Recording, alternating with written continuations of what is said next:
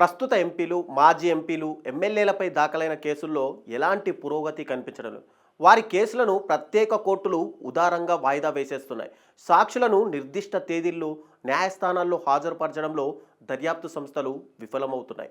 2024లో ఏర్పడిన ప్రస్తుత లోక్సభలో సగం మందిపై క్రిమినల్ కేసులున్నాయి. 251 మంది ఎంపీలపై క్రిమినల్ కేసులుండగా వాటిలో తీవ్ర నేరాభియోగాలు ఎదుర్కొంటున్న వారు 170 మంది ఉన్నారు.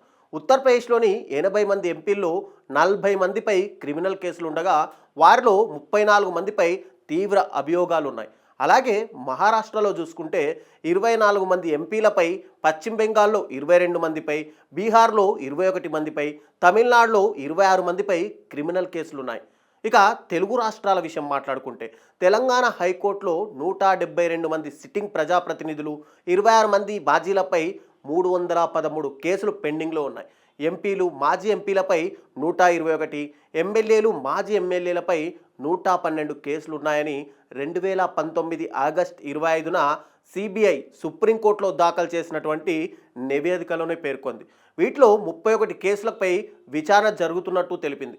ఇక 2000లో చూసుకుంటే ఛార్జ్షీట్ దాఖలైన కేసులు కూడా పెండింగ్లో ఉన్నాయని, దర్యాప్తు పూర్తి చేసేందుకు, ఆరోపణలు రుజువు చేసేందుకు తమ వద్ద సరైన మానవ వనరులు, మౌలిక సదుపాయాలు లేవని సిబిఐ సైతం ఆవేదన వ్యక్తం చేసింది. ఇక 2023లో సుప్రీంకోర్టు ఇచ్చినటువంటి కొన్ని ఆదేశాల గురించి మనం ఈరోజు మాట్లాడితే, ప్రజాప్రతినిధులపై పెండింగ్లో ఉన్నటువంటి 5,000కు పైగా కేసుల విచారణను వేగవంతం చేసేందుకు సుప్రీంకోర్టు 2023 నవంబర్ 9న కీలక ఆదేశాలు జారీ చేసింది. అరుదైన, అనివార్యమైన సందర్భాల్లో తప్ప ప్రత్యేక కోర్టుల కేసుల విచారణను వాయిదా వేయొద్దని ఆదేశాలు ఇచ్చింది.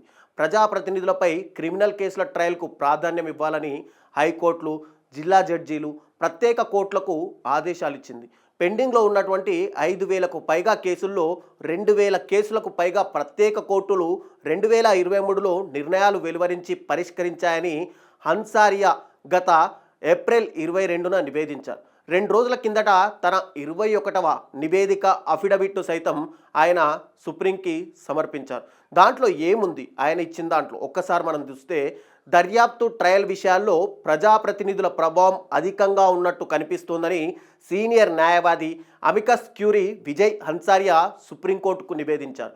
కేసుల సత్వర విచారణకు సుప్రీంకోర్టు ఆదేశాలు ఇచ్చినప్పటికీ పదే పదే వాయిదాలు పడుతున్నాయని, ఈ నేపథ్యంలో కేసుల సత్వర పరిష్కారానికి తాజాగా మార్గదర్శక ఇవ్వాలని ఆయన అభ్యర్థించారు. పలువురు ప్రజాప్రతినిధులు కోర్టుల్లో విచారణకు రావడమే లేదని, వరుసగా 2 సార్లు హాజరు కాని వారి అరెస్టుకు నాన్ బెయిలబుల్ వారెంట్లు జారీ చేయాలని ఆయన తాజాగా తన అఫిడవిట్లో కోరారు. 3 ఏళ్లకు పైగా పెండింగ్లో ఉన్నటువంటి ఎంపీలు, ఎమ్మెల్యేల కేసులకు ప్రత్యేక కోర్టులు రోజువారీ విచారించేలా ఆదేశాలు ఇవ్వాలని, ఆ కేసుల ట్రయల్ పూర్తయ్యేదాకా ఆ కోర్టులకు ఇతర రెగ్యులర్ కేసుల బాధ్యతలు అప్పగించకుండా చూడాలని సైతం ఆయన సూచించారు. ఇక క్రిమినల్ కేసుల్లో దోషులుగా నిరూపణ అయిన ప్రజాప్రతినిధులు ఎన్నికల్లో పోటీ చేయకుండా జీవితకాల నిషేధం విధించాలని కోరుతూ న్యాయవాది అశ్విని ఉపాధ్యాయ్ 2016లో దాఖలు చేసినటువంటి పిటిషన్పై కోర్టుకు సహాయకారిగా హన్సారియాను సుప్రీంకోర్టు గతంలో నియమించింది.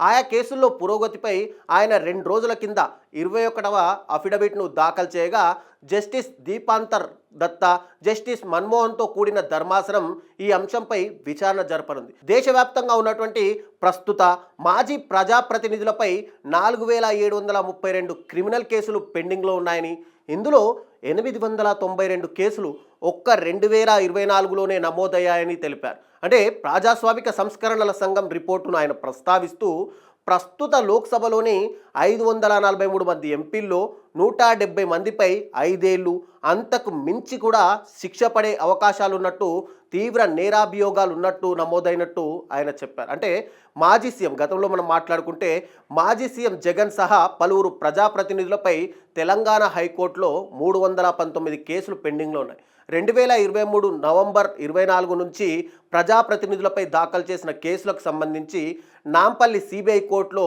డిశ్చార్జ్ పిటిషన్లు సైతం పెండింగ్లో ఉన్నాయని, అప్పటి నుంచి వాటిపై ఏ తీర్పు వెలువరించలేదని హైకోర్టు గత జూన్ 4న పేర్కొందని చెప్పి హన్సారియా తెలిపారు.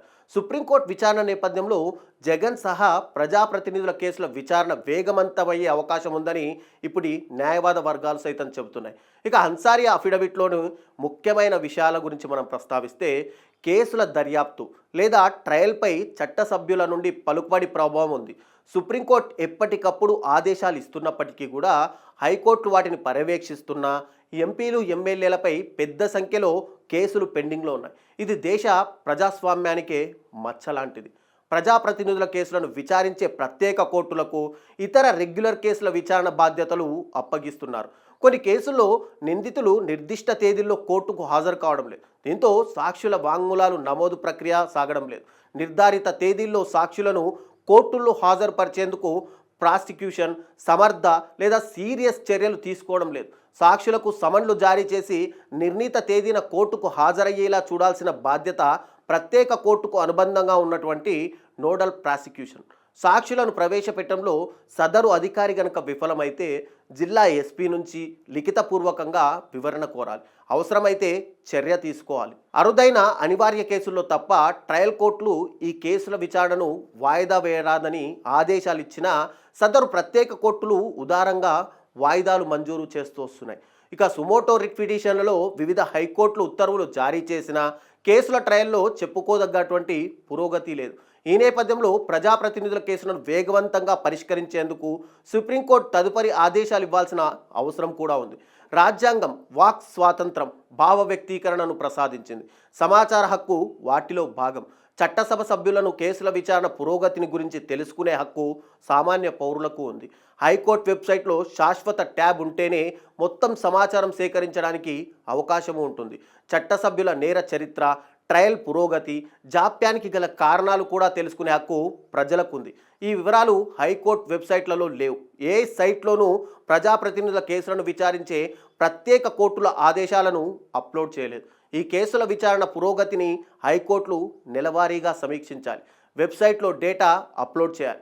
ఎంపీలు ఎమ్మెల్యేలపై కేసులను విచారించే ప్రత్యేక కోర్టులు వాటి ట్రయల్ పూర్తయ్యాకే ఇతర కేసులు చేపట్టాలని ఆదేశాలు ఇవ్వాలి. అన్ని జిల్లాల ప్రిన్సిపల్, సెషన్స్ జడ్జీలు ప్రజాప్రతినిధులపై కేసుల ట్రయల్ పూర్తయితే ఆయా కోర్టులకు రెగ్యులర్ వర్క్ కేటాయించాలి. భారతీయ నాగరిక సురక్షిత సంహిత్ BNSS సెక్షన్ 346 ప్రకారం 3 ఏళ్లకు పైగా పెండింగ్లో ఉన్నటువంటి ప్రజాప్రతినిధుల కేసులపై కోర్టులు రోజువారీ విచారణ జరపాలని సర్వోన్నత న్యాయస్థానం ఉత్తర్వులు జారీ చేయాలి. అలాగే కోర్టులకు వరుసగా 2 సార్లు హాజరు కాని ప్రజాప్రతినిధుల అరెస్టుకు నాన్ బెయిలబుల్ వారెంట్లు జారీ చేయాలి. ఇక నిషేధాజ్ఞలు ఉల్లంఘించినందుకు వివిధ రాష్ట్రాల్లో ప్రజాప్రతినిధులపై 863 కేసులు దాఖలయ్యాయి. వీటిలో ఏడాదికి పైగా పెండింగ్లో ఉన్న కేసులను పూర్తిగా కొట్టేయాలి.